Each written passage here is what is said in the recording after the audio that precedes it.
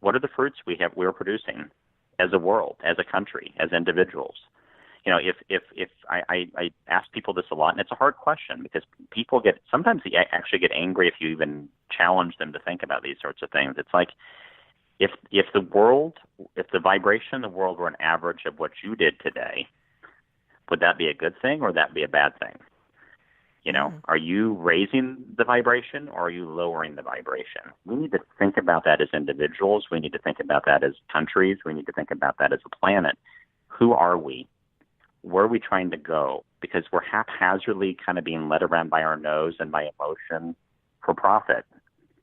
And I think this is true in other countries as well. I don't think the United States is alone in this, but I think, we're Americans, and probably most of your audience is Americans, and we're talking about our country, and we're being led around, by our noses, and we're not dealing with the human issues. You talked about healthcare, you talked about education, you talked about any of these things. If we had a situation last year, the end of last year, and Trump and President Trump and the Democrats were arguing about everything else. They couldn't get along. I think we were almost, before the shutdown that actually happened, we almost had a shutdown. But suddenly they all came together for $70 billion in additional military spending, right? Which, one, is more than Russia spends in an entire year on their military. This was just a supplemental bill. And two, that's the one thing we can come together on is war. Yes. Is militarism. We can't come together on healthcare. We can't come together on immigration. We can't come together on education. We can't come together on homelessness. That's $70 billion. Someone did an article. It was really interesting that it would cost about $60 billion to build every homeless person in the United States a house or give them living, some place to live. And yet we spend $70 billion on a whim in addition to a $700 billion budget already. Now, I want people to understand that I'm not attacking the military or our people in service, not at all. I respect what they do. They have a job that they do that every country needs defense. But we're talking about our political leadership that has gone on the offense constantly and spends all this money that we don't have time. We don't have money for our infrastructure here at home. You go and to President Trump's credit, at least in the campaign, I haven't seen a lot of action since he's taken office, but brought this idea to the fore that if you go other places in the world, the infrastructure is a lot newer and it's a lot better than it is in the United States. Well, why is that? Because we're spending all of our money on military and war and intervention and changing this regime and changing that regime. If we took those billions of dollars and built homes for the homeless, or to take whatever problem you want to take in our country and address that, the infrastructure, the water systems that have lead pipes. I mean, Flint isn't the only place that has lead pipes. And address these things. Think of the good we could do for us. And we won't do it. And we would have a healthier citizenship and less healthcare costs. Certainly we wouldn't be poisoning people because their infrastructure was old. I mean, there's just so much positivity that could come if people would just give it a try. But the problem I think that I see is that nobody wants to admit that their way is not the right way. Mm-hmm. Well, these two political parties, I mean, we're going into dangerous territory tonight, I know, but these two political parties have become almost religions in a way. They really have. They have that much control over people. And so much so that I can't even vote. If I believe that I should have an incumbent out of office, I can't even vote for the other party because I can't do that. I can't vote for the other party because they're so evil. And it's like, here's the thing. As long as these two parties are controlling us in this way and running this country based on what's good for the next election, we can't build that barn together. We need to have a political dialogue where, okay, I have a different point of view than you do. That's fine, but we all agree we need to build a barn. And instead of spending 30 years not ever solving the problem of building the barn, I'm using that as a metaphor, obviously, we need to start building the barn and work out our differences as we go, but build the barn.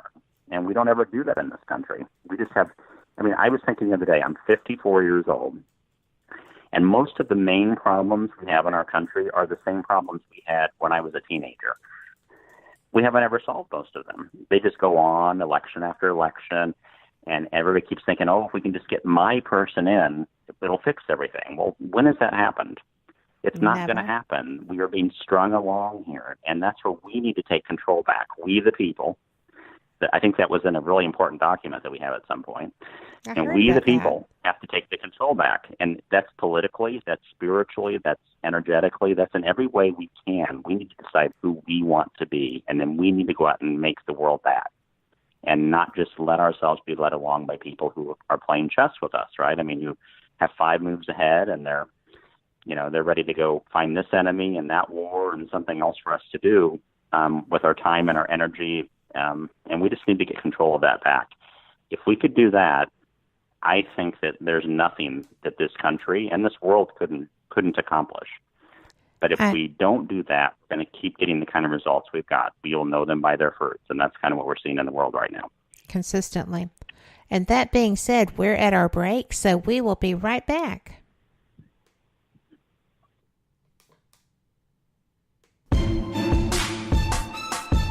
You are listening to WBHM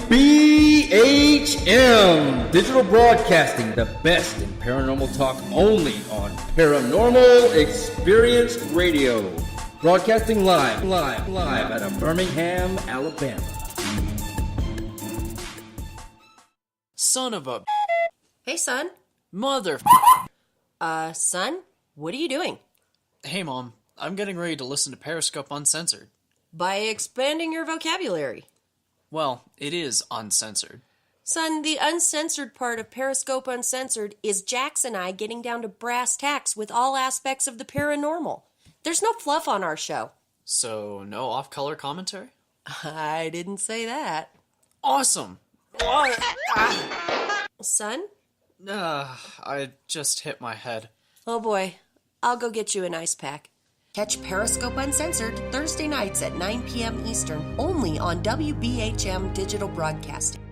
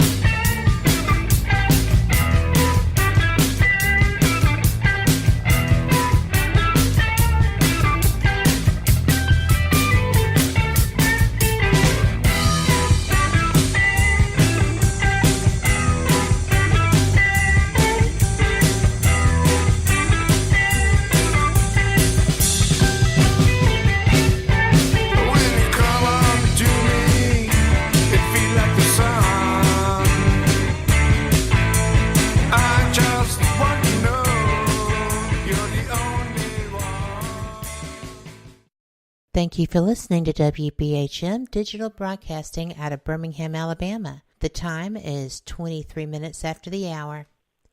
And you are listening to Fate Mag Radio here on WBHM Digital Broadcasting. Thank you so much for joining me. I am Kat Hobson, your host, with my guest, Ray Davis. And we have been taking a walk on the wild side tonight, as it were. We share a lot of the same ideas, and we share a lot of the same philosophies. And we have kind of a balanced outlook also on different solutions to some of the things that we perceive as an issue sometimes. Politics, the military industrial structure, the media who fully supports the media industrial structure.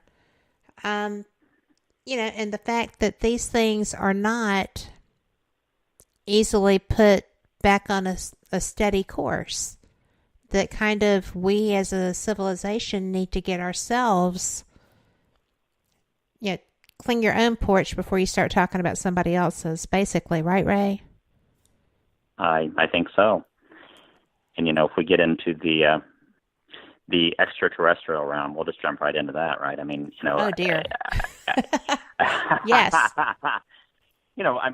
I think there has to be, although I do think that there is some involvement, obviously, here at this point, but I think there are probably also are groups that are waiting for us to get our act together in those ways. I agree. And, kind of the reason we haven't seen more, the White House lawn thing, so to speak, is because I think we haven't probably proven that we can join that community yet. And I think that's something that we should aspire to. And, there's a broader picture to all of this, right? It's not just about the politics of this moment or the politics of this day. It's about moving our civilization forward in a way that allows us to take some big steps and see the broader universe around us. And I think that all plays into this a little bit. I think that there is, despite the fact that our media and our science kind of plays this stuff down, I think we are part of a community. We are. And I think we need to be aware of that fact and strive to reach a point where we can join and be a productive member of that. And I think a lot of the problems that we need to solve here on Earth are the things that they're waiting for us to solve so that we can take that step. I have always been of the opinion that if they were observing us, they had to be face palming, right? Because, doing the card.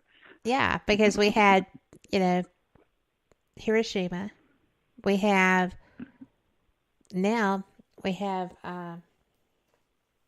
Fukushima. That's what I was trying to get to. And that's an ongoing nuclear disaster that cannot be contained. Robotics can't fix it. Humans can't arrive at a method of fixing it.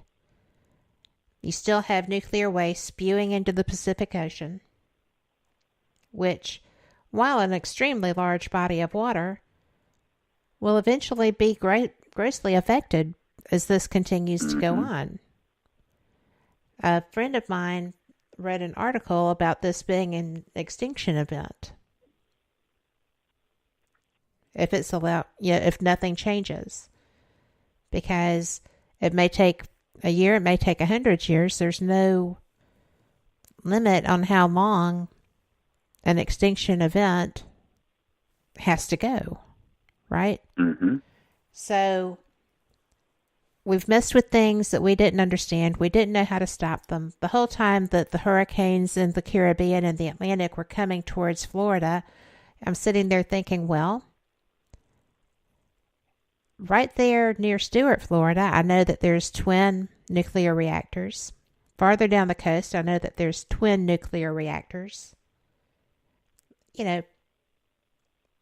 All of the same things were in place with the exception of an earthquake, but a pretty good hurricane wind force can do a number on these structures. So, this is set up all over the globe to happen again. But I don't see anyone pulling them down or being concerned about that. No, or reporting on this, right? I mean, you're right about the Fukushima situation. That is, like 2011, I think, so about 8 years ago now, and it's largely become unreported. That continues to go on, continues to happen. And we don't. I'm a firm believer that we don't need the nuclear because I do think we have more advanced technologies that are less dangerous and less risky. And Stephen Greer, again, will tell you all about the 0 point energy things that there's all sorts of evidence that that is there.